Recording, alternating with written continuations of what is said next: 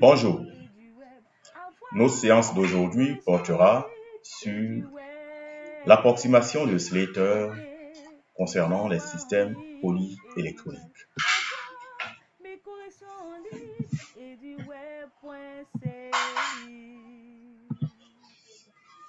Atomistique et liaison chimique. Mais je veux apprendre.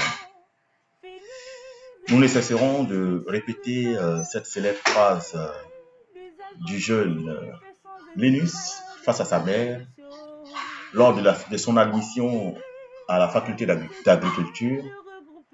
d'agronomie, et sa mère qui lui disait d'arrêter ses études afin de l'aider à subvenir aux moyens de la famille. Parce que, selon elle, les livres font perdre beaucoup d'argent et donc empêchent de devenir riche. Pauline a dû rétorquer à sa mère par cette célèbre phrase « Mère, je veux apprendre ». Ceci pour motiver davantage l'ensemble des apprenants, comme quoi la qualité de l'apprentissage repose essentiellement sur la volonté personnelle de l'apprenant, au-delà de toute autre considération. Linus, d'une famille en difficulté financière, a été propulsé au devant de la scène scientifique quelques années plus tard grâce à sa volonté tout jeune d'apprendre, grâce à sa rébellion entre griffes contre la volonté de sa mère voulant mettre fin à ses études.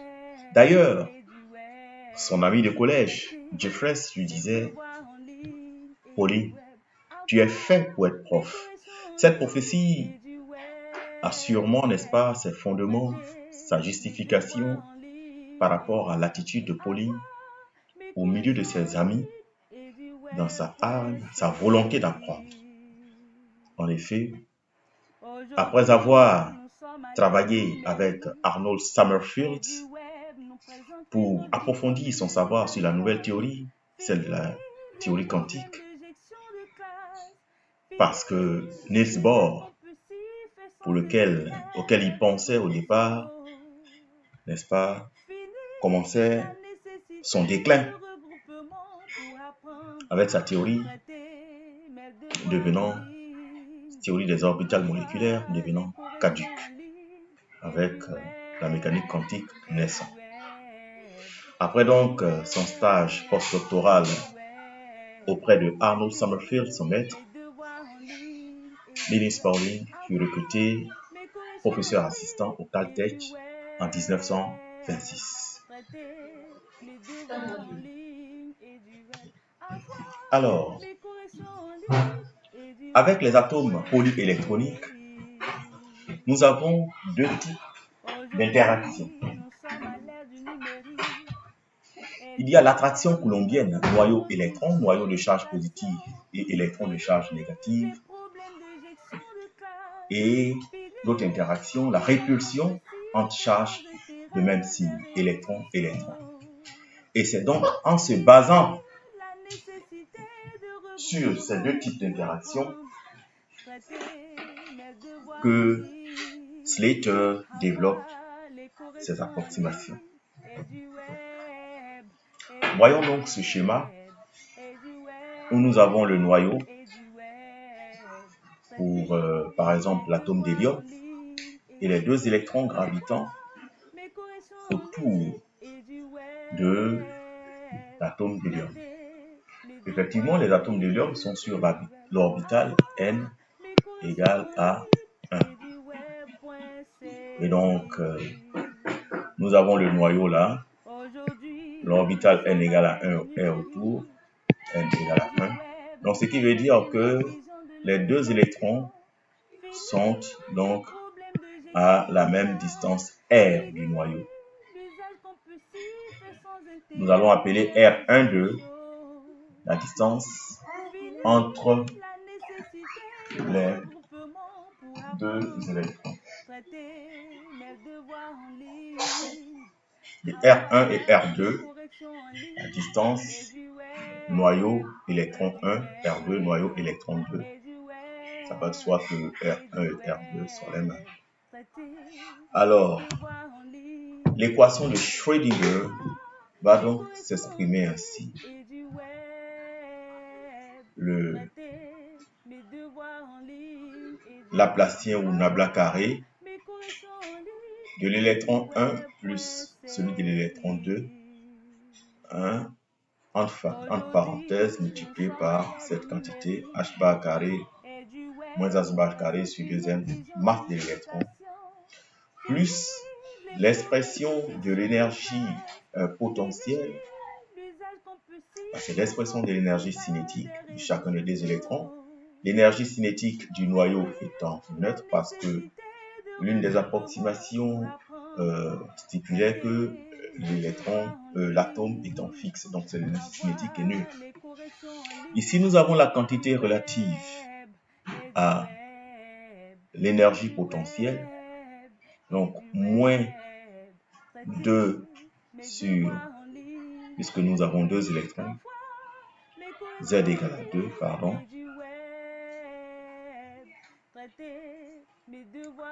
Donc, moins 2 sur R2, plus 1 sur R12. Là, c'est positif parce que c'est une interaction de résolution entre les deux électrons. Et là, nous avons l'interaction d'attraction de l'électron 1 avec le noyau, et ça, l'électron 2 avec le noyau. Et nous avons Z qui est égal à 2. Multiplié par la fonction d'onde phi qui est égale à l'énergie du système phi. Équation beaucoup plus complexe à cause du terme de répulsion des électrons entre eux. Le terme de répulsion relatif à 1 sur R12. Donc V12 égale à E carré sur, c'est positif, 4 pi epsilon 0 R12. R12 étant cette distance-là. Alors, ce qui rend donc impossible la résolution de l'équation. Ce qui donc nous contraint à faire une approximation et ce que donc Slater a fait. Donc Slater va négliger l'interaction électron-électron et donc V12 est égal à 0. Ce qui conduit à, n'est-ce pas, de cette équation de Schrödinger vue précédemment à celle-ci.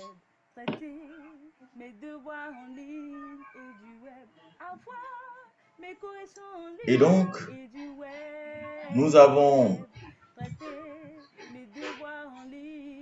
pour l'électron 1 cette équation de Schrödinger.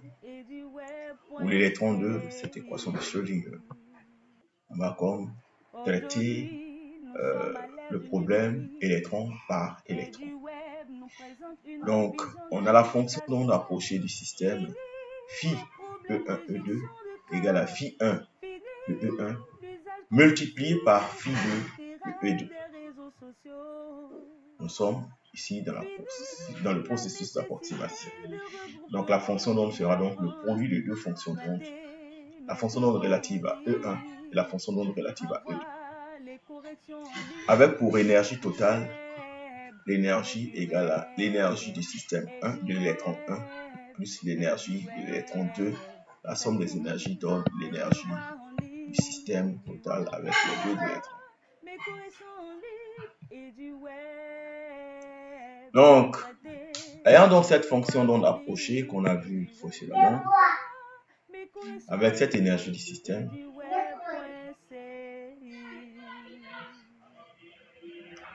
nous avons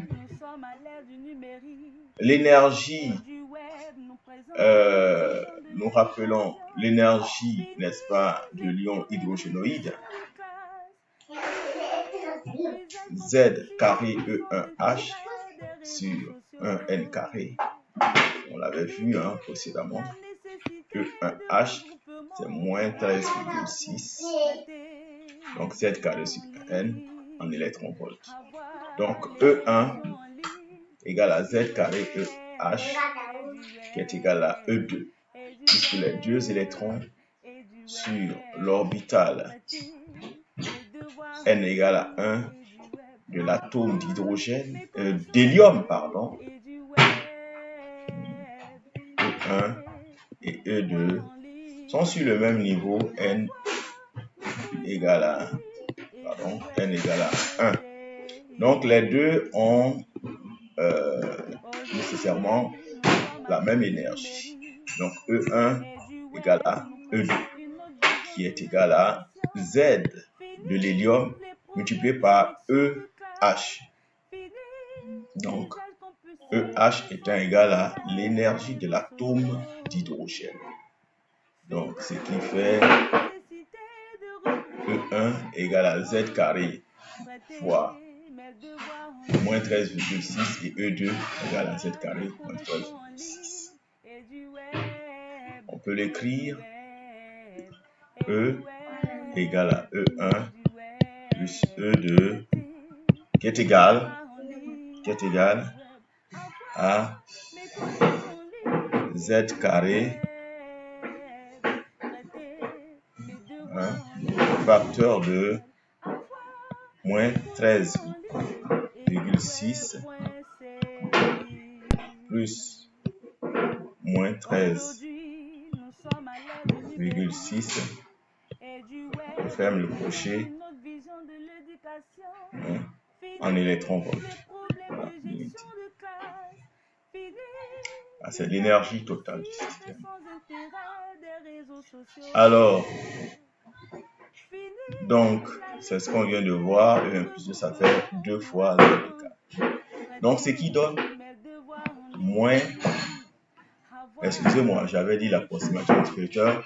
Nous avons fait des approximations pour obtenir l'énergie, pour obtenir une expression, n'est-ce pas, de la valeur de l'énergie du système. C'est maintenant que nous allons voir l'approximation de Slater. Je suis désolé pour la premier lapsus qui, voilà, vous a fait croire qu'il s'agissait de l'approximation de Slater. Donc, l'énergie du système étant donc moins 108,8 électronvolts par rapport à l'approximation que nous venons de faire. Alors que expérimentalement,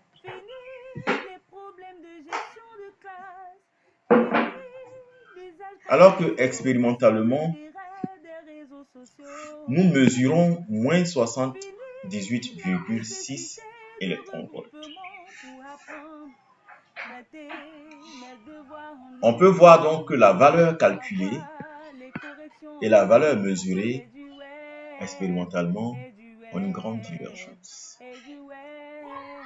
Donc, l'expression de l'énergie de Bohr ne s'applique qu'à l'atome d'hydrogène. Ça ne s'applique qu'à l'atome d'hydrogène. Bohr n'a raison qu'avec l'atome d'hydrogène. Donc, Slater va aller plus loin sur la base des considérations de Bohr. C'est ainsi. La science est comme une série d'escaliers où la vérité d'aujourd'hui, se basant sur celle d'hier, l'améliore. Vous vous souvenez, on est parti de la considération du concept d'atome de Platon. On est passé, n'est-ce pas, à Thomson avec la découverte des électrons. Après, on est passé à Rutherford, n'est-ce pas, qui dit que les charges positives ne baignent pas dans une huile, dans une marque, dans une farine de charges positives. Les charges négatives ne baignent pas dans une huile, dans une marque, dans une mer, dans une farine de charges positives. Les charges négatives ne baignent pas dans cette marque de charges positives. et que donc les charges positives sont regroupées dans un noyau et autour gravitent des charges négatives donc qui sont des électrons. Donc après Rutherford, Bohr a défini, n'est-ce pas, la quantification de l'énergie et l'énergie du système étant donc vrai avec l'approximation de Bohr, en allant vers les approximations des atomes polyélectroniques, Slater va améliorer, n'est-ce pas, l'expression de Bohr, et donc c'est avec l'expression de Slater que nous allons travailler maintenant à ce niveau-là. Donc vous voyez ces escaliers de Thomson à Slater. C'est ainsi que vous allez résumer, n'est-ce pas, ce que vous avez acquis dans, à ce stade, n'est-ce pas, en atomistique. Donc, l'expression de l'énergie, selon Bohr, est ainsi pour l'hydrogénoïde. Donc, ça veut dire que pour tout système comportant seulement un seul électron autour du noyau, donc ça peut être des ions positifs, des ions, ayant perdu tous les électrons, sauf un, donc c'est un hydrogénoïde, donc qui possède donc un Z, un certain nombre de protons différents de 1, ou alors ça peut être l'hydrogène tout seul, voilà, l'atome positif, et l'atome neutre donc comportant un seul électron autour de son orbite. Donc Bohr ne s'applique qu'à l'hydrogène et l'hydrogénoïde.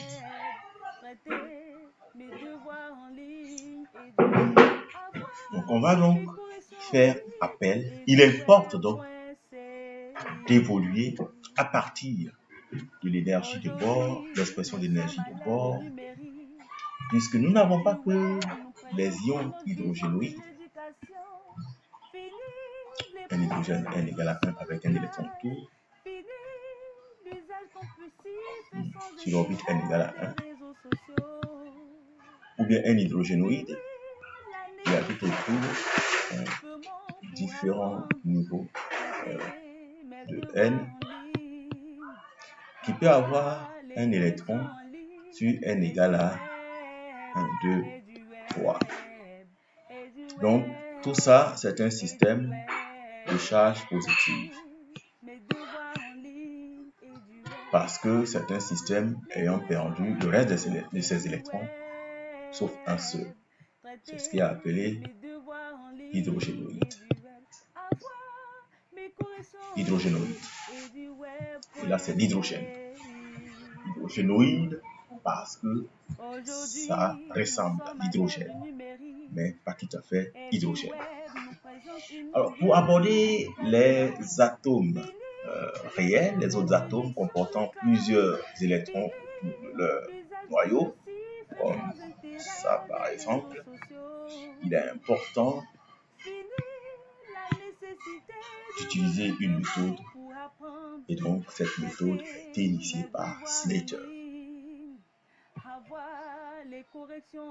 Approximation de Slater.